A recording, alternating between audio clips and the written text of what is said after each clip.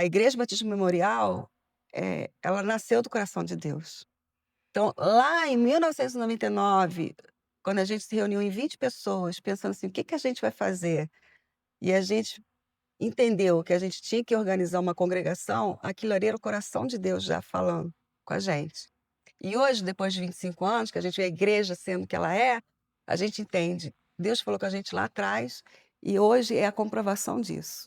Em todo o tempo, tudo que a gente passou, os altos e baixos, né, todos os momentos que a gente chorou, todos os momentos que a gente sorriu, né, tudo isso comprova hoje que isso aqui, como diz um cantor que já cantou várias vezes na nossa igreja no passado, é de Deus.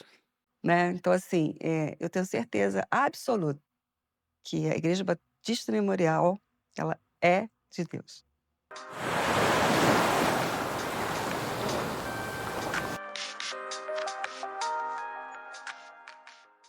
A gente era um grupo de pessoas muito grande, que a gente pensou o seguinte: se a gente fosse todo mundo para uma igreja só, a gente ia acabar sufocando uma igreja, e a gente era uma turma muito grande que, de repente, a gente ia sufocar uma igreja e a gente era uma liderança muito grande que a gente ia ficar sem ter o que fazer, entendeu? E aí, naquela reunião, o que que a gente pensou? A única saída é a gente se organizar como uma congregação, né? E aí, a partir desse ponto aí, é que a gente teve a ideia, né, de começar a se reunir. Primeiro, a gente teve que ser congregação, né? Aí a gente, como congregação, a gente teve que buscar apoio. Esse apoio veio da Primeira Igreja Batista de Niterói. A gente só foi buscar o nome quando a gente está para se organizar a igreja. Aí surgiram vários nomes, né? Igreja Ebenezer, Igreja Graça.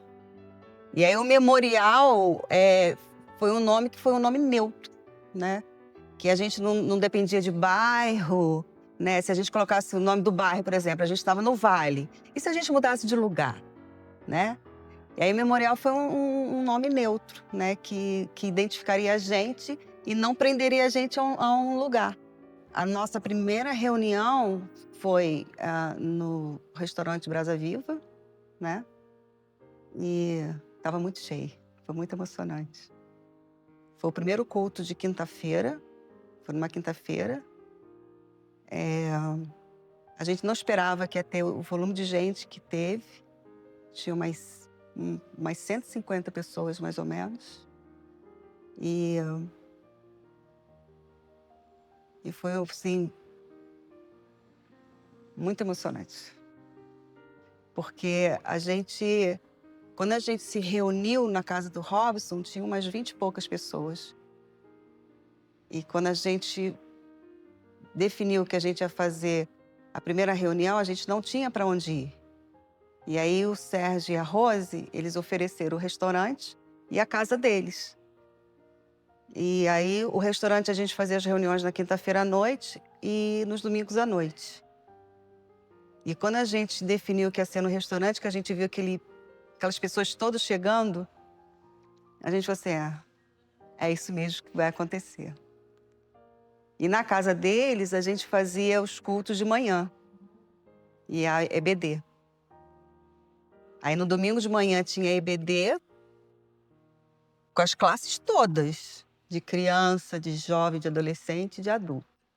E em seguida tinha o culto. E o restaurante a gente fazia o culto do domingo à noite e da quinta-feira à noite, que era o culto de oração. A gente tinha o apoio do pastor Ebenezer. O pastor Ebenezer vinha e a gente tinha o Robson. Robson que era, né, que estava à frente da gente o tempo todo, né? Robson na liderança, né, com a gente. E o pastor Ebenezer, ele vinha dar o apoio dele também. Começou grande. Então, por isso que a gente teve que se organizar como igreja, porque já era muita gente. Porque quando nessa primeira reunião que a gente fez no restaurante, que a gente falou assim: tem que ser igreja. A gente tem que se organizar como uma igreja. Porque era muita gente.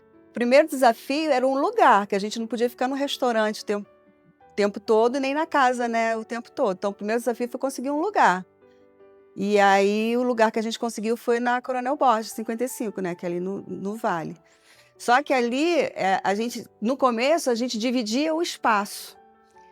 A gente dividia o espaço porque ali era um depósito. E a gente começou dividindo o espaço com uma pessoa. Aí depois essa pessoa saiu e a gente ficou com o espaço todo só pra gente. Aí aquilo ali já foi uma vitória, né? Aí a gente foi para ali e aí aos poucos a gente foi reformando, melhorando o lugar, porque no começo era meio precário, né? Aí depois a gente foi reformando, foi fazendo melhorias e cada vez a gente ia fazendo mais melhorias e mais melhorias e mais melhorias. E ali foi um local nosso de adoração e de culto, mais ou menos uns 17 anos nós ficamos ali. E aí ficamos de julho de 99 até setembro de 2000 como congregação. Aí de setembro de 2000 que a gente se organizou como igreja, aí os desafios eram, né, o pastor, aí segundo desafio, né, o pastor da igreja. A gente já tinha um lugar, aí eu tinha que ter um pastor, né? Aí o segundo desafio foi o pastor, a gente entrou num processo, aí o pastor escolhido foi o pastor Marcos de Prosdócio, que era um pastor que era de São Paulo. Ele era pastor auxiliar da igreja de Batista de Perdizes. Aí vieram o desafio como igreja, né? Nós tivemos um evento muito grande de inauguração de igreja, o pastor Fanini veio. Foi muito engraçado que a gente, do lado do nosso templo, tinha uma garagem que era uma garagem de carros antigos. E era uma garagem muito grande. E aí a gente conseguiu que eles emprestassem essa garagem para a gente. Nós retiramos os carros e colocamos eles todos para um cantinho assim. Limpamos tudo, conseguimos em escolas cadeiras, alugamos cadeiras e montamos um palco muito grande. Um lugar muito grande mesmo, que tinha do lado onde é a igreja. Bem do lado mesmo. E encheu, lotou. E veio o pastor Fanini, veio o Coral Veredas da primeira igreja da época, foi assim uma coisa muito grande e aquilo ficou muito cheio. E depois a gente falou assim, gente, como é que vai ser depois, né? A gente vai conseguir encher a igreja também, como ficou cheio aqui, né? Mas aí no outro dia, no domingo, a igreja estava cheia. E aí o desafio seria agora igreja, né? A gente saiu assim, é como assim, você deixar a sua mãe, que era a congregação, né? Você tinha o apoio de pastores e agora você vai caminhar sozinho, como igreja, com o seu pastor, né? E aí vieram os desafios como igreja, né? Caminhar sozinho com o seu pastor. Marcante na igreja foi quando a gente começou a pensar em comprar o terreno. Que a gente já começou a vislumbrar sair daquele lugar.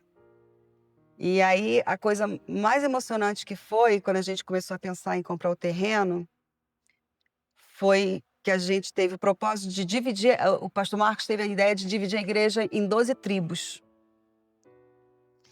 E foi uma mobilização muito grande, porque nós dividimos a igreja em 12 tribos, né, as 12 tribos de Israel, e a gente tinha alvo. Cada tribo tinha que, por mês, conseguir R$1.200. Porque a prestação mensal era 12 mil. E a gente era uma igreja pequena. E a gente, assim, cada tribo tinha que conseguir R$1.200. E a gente tinha uma entrada pouca de dízimo. E esse foi um grande desafio, porque teve uma mobilização muito grande. E todo mundo colaborava. Todo mundo. Então tinha tribo de jovem, tinha tribo de idosos, tinha tribo de criança. E todos praticamente conseguiam alcançar o alvo mensal. A grande vitória da nossa igreja, grande vitória desta igreja, em todo esse tempo, foi a aquisição desse terreno que a gente conseguiu comprar. Porque a gente tinha um prazo para pagar o terreno e nós conseguimos pagar antes do prazo. E para o número de pessoas que a gente tinha e para entradas que a gente tinha de dízimos, foi um milagre de Deus a gente ter conseguido realizar tudo isso. Um grande milagre, um milagre mesmo. Porque, assim, a nossa igreja, ela não foi uma igreja grande, de grande número de pessoas. Porque a nossa igreja, ela sempre foi, assim, uma igreja de muita rotatividade. chegavam muitas famílias grandes na nossa igreja, contribuía assim por um tempo e ia embora. Mudava de cidade, ia para outra cidade. Vinha de cidades e depois elas voltavam para as suas cidades, né? E aí, então a gente tinha sempre uma rotatividade. Crescia, né? E de repente pessoas iam embora, mas ao mesmo tempo que pessoas iam embora, pessoas chegavam, né? Então assim, mas Deus sempre providenciou. A gente nunca teve problema. E assim, o nosso grande milagre foi o nosso terreno. A gente pensou em comprar o terreno e a gente começou a fazer campanha para juntar dinheiro para o terreno. Mas a aquisição mesmo do terreno foi com o pastor Roque, ele que fez a assinatura da escritura. E o grande motivador, né, de compra de terreno da gente foi o pastor Ebenezer. Ele que foi o grande motivador, ele que ia procurar terreno com a gente, ele que estava sempre junto com a gente. Teve uma vez que ele veio de Niterói com um cheque no bolso para a gente comprar um terreno, mas ainda não era o terreno que Deus queria para a gente, né? O terreno era esse aqui que a gente está hoje. Então, com o pastor Roque, a gente fez a aquisição desse terreno. E esse terreno aqui era uma casa que tinha aqui, e essa casa, ela foi um local assim de muita coisa boa que aconteceu. Aqui, é nessa casa que tinha aqui, acontecia a EBD das crianças, nessa casa que aconteciam as festas, os encontros. Então, assim, foi um local que não ficou fechado enquanto começava a obra, né? Foi o tempo todo utilizado. E quando a gente teve que demolir a casa, foi um dia triste, porque demoliu a casa. E ao mesmo tempo alegre, porque a gente ia começar a inauguração da obra, né, para fazer o templo. A relevância dela ali era anunciar mesmo o evangelho, né?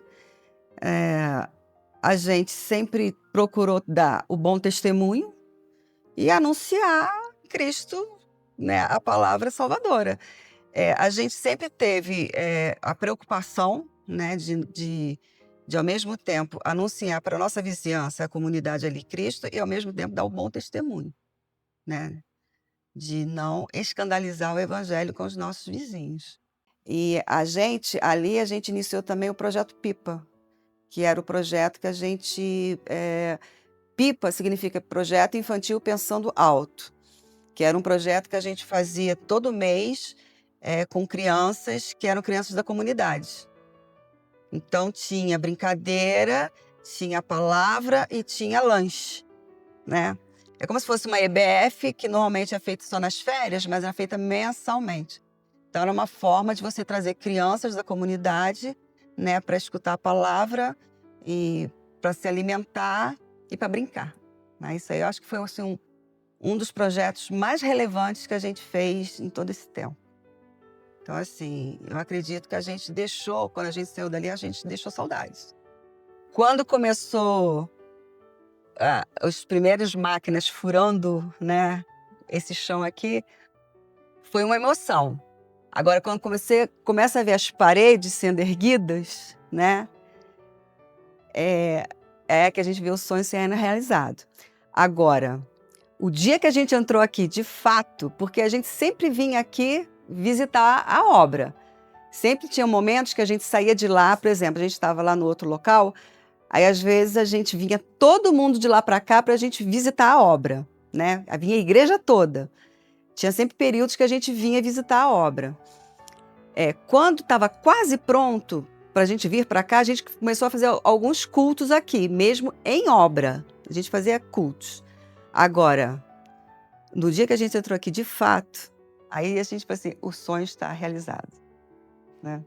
Que foi o momento de maior emoção mesmo. Sabe assim, quando você está construindo sua casa, dos seus sonhos? Eu já tive essa experiência de construir a casa dos meus sonhos, e o dia que eu consegui botar toda a minha mobília lá dentro e entrava assim, essa é minha casa. Então, o dia que nós ficamos aqui até 00:30, mais ou menos, esperando o pessoal da obra terminar o banheiro masculino para a gente acabar de limpar, porque no dia seguinte a gente ia ter o culto de manhã aqui. Aí eles terminaram de botar a pia do banheiro masculino, a gente foi lá, limpou, saímos aqui 00:30 e no dia seguinte a gente iniciou o culto aqui. Então, assim, foi assim, tremendo. Assim, o sonho foi realizado. Aí a gente tem o Salmo 126 como nosso lema, né? Lembra que o Senhor, né, uma vez nos falou, e assim, a bênção veio. A gente teve o pastor Prosdócime, né, 2 anos, depois a gente teve o pastor Roque, que foram 10 anos, né, que ele fez um trabalho muito bom com a gente. Depois do pastor Roque veio o pastor Roberto, que ficou com a gente mais ou menos 5 anos. E agora a gente está com o pastor Eric. Nesses intervalos, a gente deixa os pastores interinos, né? Nós tivemos o pastor Gilmar, interino, juntamente com o pastor Arnaldo, entre o pastor, quando o pastor Roque saiu. E quando o pastor Roberto saiu, a gente teve o pastor Leonardo Gil, e o pastor Pedro Tessari, né? Como interinos nossos.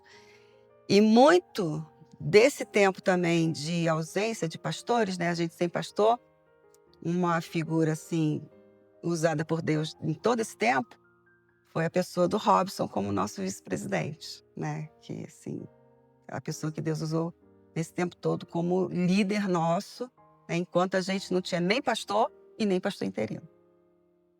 A nossa igreja tem uma característica muito grande. A nossa igreja ela é muito unida.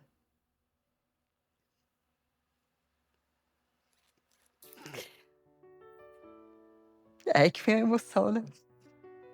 Em todo esse tempo que a gente fica sem pastor, a gente não diminui. Pelo contrário, a gente se une tanto que a gente não deixa cair, né? Mas a gente sem pastor, a gente se une tanto que a gente não diminui. A gente consegue seguir em frente porque a gente tem uma boa liderança. E a nossa liderança, ela é tão forte, e ela é tão unida, e ela é tão dependente de Deus, que é por isso que a gente está fazendo 25 anos. Porque Deus nunca deixou a gente cair, né? Deus sempre esteve nos sustentando. Então, assim, por muito tempo a gente ficou nos intervalos que saiu um pastor e outro, a gente ficava bastante tempo. A última vez agora a gente ficou 2 anos sem pastor. Mas a gente ficou unido, pessoas chegando na igreja, de outras igrejas, a gente recebendo membros e a igreja seguindo avante. Então, assim, a ausência de pastor não foi relevante para a gente ficar apagado. Pelo contrário, a gente seguiu em frente. Quando a gente ficou esses 2 anos sem pastor e a comissão de indicação começou a trabalhar, a gente falou assim, nós não queremos ter pressa, porque a gente quer que Deus nos fale, Deus fale com a igreja e Deus nos envie aquele que vai ser realmente o obreiro que vai fazer a diferença. Porque a gente precisa agora fazer a diferença. Então, a comissão de indicação pastoral, ela não teve nenhuma pressa. A gente queria que Deus agisse de fato, né? No meio da igreja e nos falasse, né? E abrisse os nossos olhos para quem que Ele traria para essa igreja realmente se movimentar, né? E ela fazer diferença de fato. Então, a gente trabalhou com muita paciência, com muita paciência. E Deus falou, e Deus enviou o obreiro que Ele quis. Tudo que está acontecendo hoje, eu vou te falar, nesses 25 anos, nunca aconteceu, né? Deus tem movido, Deus tem agido, e Deus tem respondido às orações que a gente fez durante 2 anos sem pastor. Tanto da comissão de indicação, né, que eu participei, de todos os participantes, e da igreja. A igreja teve paciência com a gente da comissão, teve paciência em esperar no Senhor, teve paciência com a liderança da igreja, em aguardar aquilo que Deus queria. Então, assim, hoje a gente está completando 25 anos e a gente vive um momento que a gente nunca viveu. Nunca viveu. Deus tem movido muito no nosso meio. E tudo que está acontecendo hoje, eu tenho certeza que é Deus respondendo, todas as orações que a gente fez, né. Então assim, Deus tem falado, Deus tem agido, e o crescimento está vindo de uma forma, assim, que eu digo, nunca veio. Futuro para a igreja? O futuro para a igreja é o que a gente estava conversando esse final de semana em Campos, o crescimento dela avançando, né. A gente já está projetando daqui a 5 anos, 500 membros, 1000 membros, entendeu. Os PGs se multiplicando e olhar para frente, né. Deus continuando agindo, e a igreja entendendo que ela tem que crescer, e todo mundo coeso num só pensamento e unidos, entendendo que se a gente não tiver nessa união, a gente não vai conseguir esse crescimento. Então, quer dizer, o que eu vejo para frente é uma igreja unida num só propósito de crescimento, discipulando, falando de Cristo e visualizando isso, né, que se Deus estiver neste negócio, a gente vai conseguir esse crescimento. Então a minha visão, meu futuro, a minha visão de futuro é essa. É a gente construindo o nosso templo e vendo ele cheio de pessoas com entendimento que não é um templo cheio de pessoas, mas um templo cheio de adoradores com propósito de estar servindo a Deus. Nós somos uma família acolhedora. Leve e bíblica. Nós somos uma família que abraça, né, que ama. Eu acho que por isso que a gente sempre teve pessoas com a gente, né, o nosso diferencial é esse, quem chega aqui se sente acolhido.